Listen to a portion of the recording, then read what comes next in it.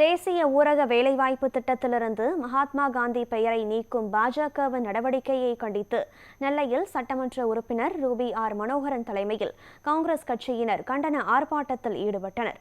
அப்போது பேசிய அவர், மகாத்மா காந்தியின் பெயரை நீக்கி இந்த திட்டத்தை மக்களிடம் கொண்டு சேர்க்க விடாமல் தடுக்கும் மத்திய பாஜக ஆட்சியின் நடவடிக்கையை கண்டித்து நாடு முழுவதும் போராட்டத்தை முன்னெடுத்துள்ளோம் என தெரிவித்தார்.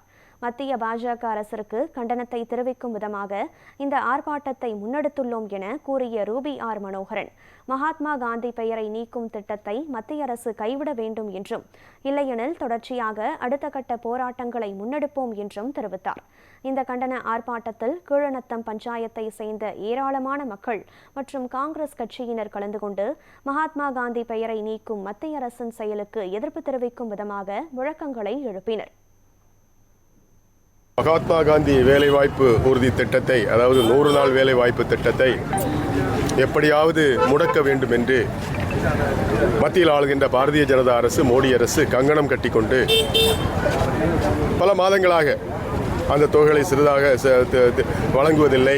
எல்லா திட்டங்களுக்கும் பணம் அனுப்புவாங்க, ஆனால் 100 நாள் வேலை வைப்பதுக்கு தொகைகளை அனுப்புவதில்லை. அது மாதிரி கொஞ்சம் நாட்களாகவே இந்த திட்டத்தை முடக்குவதென்ற பணியில் அவர்கள் முயற்சி செய்து கொண்டிருந்தார்கள். மொத்தத்தில் இந்தியாவில் ஏழை எளிய மக்கள் முழுக்க பயனடைகிற அந்த திட்டம் தான் 100 நாள் வேலைவாய்ப்பு திட்டம்.